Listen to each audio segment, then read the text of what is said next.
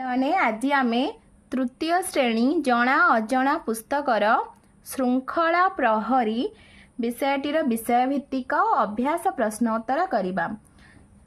ଚିତ୍ର 1ରେ କ'ଣ ସବୁ ଦେଖୁଛ ଲେଖ। ପିଲାମାନେ ଦେଖ, ଏଠି ଆମେ ଚିତ୍ର 1ରେ କ'ଣ ସବୁ ଦେଖୁଛେ। ଥାନାରେ ଇନ୍ସପେକ୍ଟର ଓ ସବ୍ ଇନ୍ସପେକ୍ଟର ଅଛନ୍ତି। ହାଜତରେ ଦୋଷୀମାନଙ୍କୁ ରଖାଯାଏ। ଏଠି କିଛି ବନ୍ଧୁକ ଅଛି।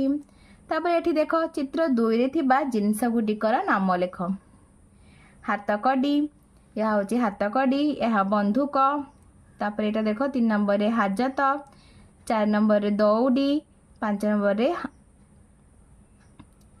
ପୋଲିସ, ଏଇଟା ହେଉଛି ପୋଲିସ ବାଡ଼ି, ଟେଲିଫୋନ, ଟୋପି। ଉପର ଚିତ୍ର 2ଟି କେଉଁଠାରେ ଦେଖିବାକୁ ମିଳେ? ଥାନାରେ ଦେଖିବାକୁ ମିଳେ। ଚିତ୍ର ଦେଖି ପୋଲିସ କେଉଁ କେଉଁ କାମ କରନ୍ତି ପ୍ରତ୍ୟେକ ଚିତ୍ର ତଳେ ଲେଖ। ଏଠାରେ ଦେଖ ପିଲାମାନେ, ମେଳା ଓ ଯାତ୍ରା ସ୍ଥାନମାନଙ୍କରେ ନିରାପତ୍ତା ଦେଖନ୍ତି, ଗଣ୍ଡଗୋଳକୁ ନିୟନ୍ତ୍ରଣ କରୁଛନ୍ତି, ଚୋରକୁ ଧରିବାକୁ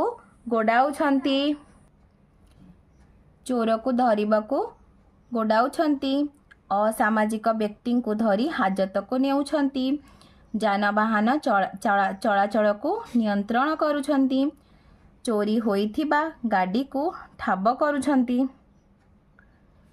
ଗାଁ ଓ ସହର ଅଞ୍ଚଳରେ ଶାନ୍ତି ଶୃଙ୍ଖଳା ରକ୍ଷା କରିବା ପାଇଁ ଥାନା ଥାଏ। ପ୍ରତି ଥାନାରେ ଜଣେ ପୋଲିସ ସବ୍ ଇନ୍ସପେକ୍ଟର ମୁଖ୍ୟ ଭାବେ ଥାଆନ୍ତି। ବଡ଼ ବଡ଼ ଥାନାରେ ସବ୍ ଇନ୍ସପେକ୍ଟର ବଦଳରେ ଜଣେ ଜଣେ ଇନ୍ସପେକ୍ଟର ଥାନାର ମୁଖ୍ୟ ଭାବେ ଥାଆନ୍ତି। ଥାନାରେ ଥିବା ଅନ୍ୟ କର୍ମଚାରୀମାନେ ହେଲେ ସହକାରୀ ସବ୍ ଇନ୍ସପେକ୍ଟର, ହାବିଲଦାର, କନେଷ୍ଟବଳ ଓ ଗ୍ରାମରକ୍ଷୀ ଇତ୍ୟାଦି। ପୋଲିସ ଥାନାର ଟେଲିଫୋନ ନମ୍ବର ହେଲା 100। ପୋଲିସର କାର୍ଯ୍ୟ ଜନଗହଳି ନିୟନ୍ତ୍ରଣ କରିବା, ଚୋରି ଜିନିଷ ଠାବ କରିବା, ଅସାମାଜିକ ଲୋକଙ୍କୁ ଧରିବା, ଶାନ୍ତି ଶୃଙ୍ଖଳା ରକ୍ଷା କରିବା, ସରକାରୀ ନିୟମ ନ ମାନୁଥିବା ଲୋକଙ୍କୁ ଧରିବା, ଟ୍ରାଫିକ୍ ନିୟନ୍ତ୍ରଣ କରିବା, ଚୋର ଧରିବା, ସର୍ବସାଧାରଣ ଅନୁଷ୍ଠାନର ନିରାପତ୍ତା ରକ୍ଷା କରିବା, ଗୁପ୍ତ ଖବର ସଂଗ୍ରହ କରିବା, ବିଚାର ପାଇଁ ଦୋଷୀମାନଙ୍କୁ ଅଦାଲତରେ ପହଞ୍ଚାଇବା, ଚୋର ଧରିବା। ପୋଲିସକୁ ଆମେ ବନ୍ଧୁ ବୋଲି କାହିଁକି କହିବା? କାରଣ ପୋଲିସ ଚୋର, ଡକାୟତ ଓ ଅସାମାଜିକ ଲୋକଙ୍କ କବଳରୁ ଆମକୁ ରକ୍ଷା କରନ୍ତି। ରାତିରେ ପୋଲିସ ଉଜାଗର ରହି ଚୋରକୁ ଜଗେ, ଫଳରେ ଆମେ ଶାନ୍ତିରେ ଶୋଇପାରୁ। ଯାନିଯାତ୍ରା ସଭା ସମିତିରେ ସେ ଆମକୁ ଶୃଙ୍ଖଳା ଦିଏ।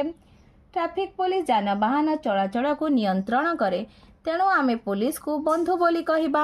ଚୋରି ଜିନିଷ ଠାବ କରିବା ପାଇଁ ପୋଲିସ କେଉଁ ଗୃହପାଳିତ ପଶୁର ସାହାଯ୍ୟ ନିଏ? କୁକୁର। ଅଭ୍ୟାସ 1 ନମ୍ବର, ପୋଲିସ କେଉଁ କେଉଁ ସ୍ଥାନରେ ଶୃଙ୍ଖଳା ରକ୍ଷା କରେ?